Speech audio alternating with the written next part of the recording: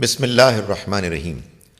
وَإِذْ قُلْنَا لِلْمَلَائِكَةِ اسْجُدُوا لِآدَمَ، اور یاد کرو اس وقت کو بھی جب ہم نے فرشتوں سے کہا کہ تم سجدہ کرو آدم کو۔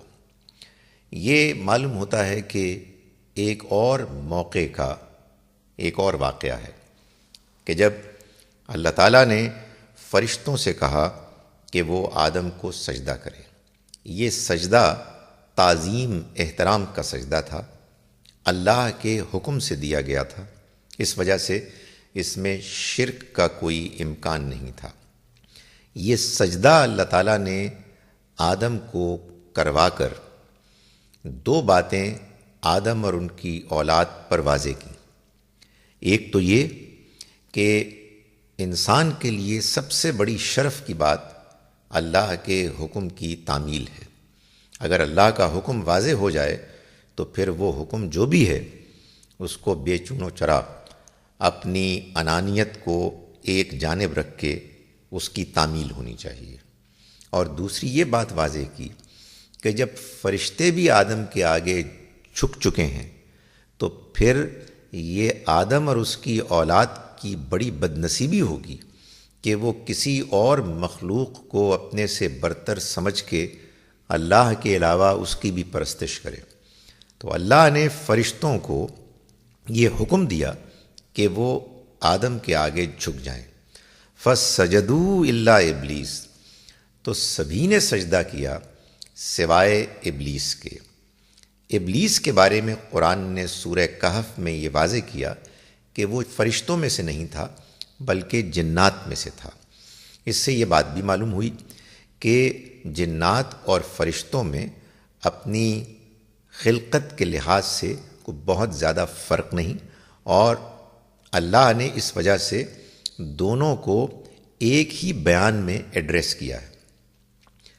ابا واستکبر وکان من الکافرین، اس نے نہ مانا، وہ اکڑ گیا اور وہ انکار کرنے والوں میں سے ہو گیا۔ یعنی یہ سجدہ تمام فرشتوں نے، اور ظاہر ہے کہ جو جنات بھی موجود تھے ان سبھی نے کیا سوائے اس ابلیس کے کہ جس نے اس حکم کو نہ مانا، اور اس لیے نہیں مانا کہ اس نے، جیسا کہ قرآن میں اور جگہوں پر بیان ہوا ہے، اپنے گھمنڈ میں اپنے آپ کو آدم سے بہتر سمجھا کہ وہ آگ سے پیدا کیا گیا ہے اور یہ مٹی سے، تو اس نے کہا کہ میں اس کے آگے نہیں جھکوں گا، اور یوں وہ انکار کرنے والوں میں سے ہو گیا۔ یہ بات ظاہر ہے کہ اس لیے بھی بتائی جا رہی ہے کہ انسان کو اللہ کے حکم کے آگے اپنے کسی تکبر اور گھمنڈ کی وجہ سے بات ماننے سے انکار نہیں کرنا چاہیے۔ وَقُلْنَا يَا آدَمُ اسْكُنْ أَنْتَ وَزَوْجُكَ الْجَنَّةَ، اور ہم نے کہا کہ اے آدم رہو تم اور تمہاری بیوی اس باغ میں۔ معلوم ہوتا ہے کہ یہ کوئی دنیا ہی میں کوئی باغ تھا کہ جس میں اللہ تعالیٰ نے تجرباتی طور پر آدم اور حوا علیہم السلام کو بھیجا، اور دوسری جانب وہاں ابلیس بھی موجود تھا۔ فرمایا وَكُلَا مِنْهَا رَغَدًا حَيْثُ شِئْتُمَا، اور تم دونوں کھاؤ اس میں سے بغیر کسی روک ٹوک کے جہاں سے چاہو۔ وَلَا تَقْرَبَا هَٰذِهِ الشَّجَرَةَ، اور دیکھنا اس درخت کے قریب نہ آنا، فَتَكُونَ مِنَ الظَّالِمِينَ، پھر کہیں تم دونوں نہ ہو جاؤ ظالموں میں سے۔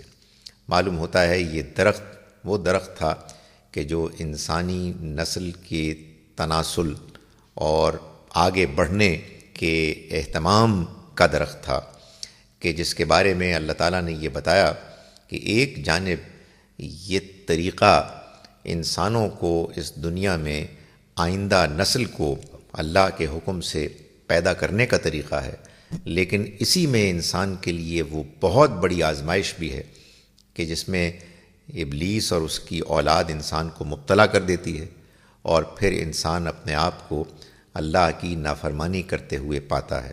تو اللہ نے بالکل ابتدا میں اس درخت کے قریب آنے سے روک دیا اور یہ کہا فَتَكُونَا مِنَ الظَّالِمِينَ، پھر کہیں ایسا نہ ہو کہ تم دونوں ظلم کرنے والوں میں شامل ہو جاؤ۔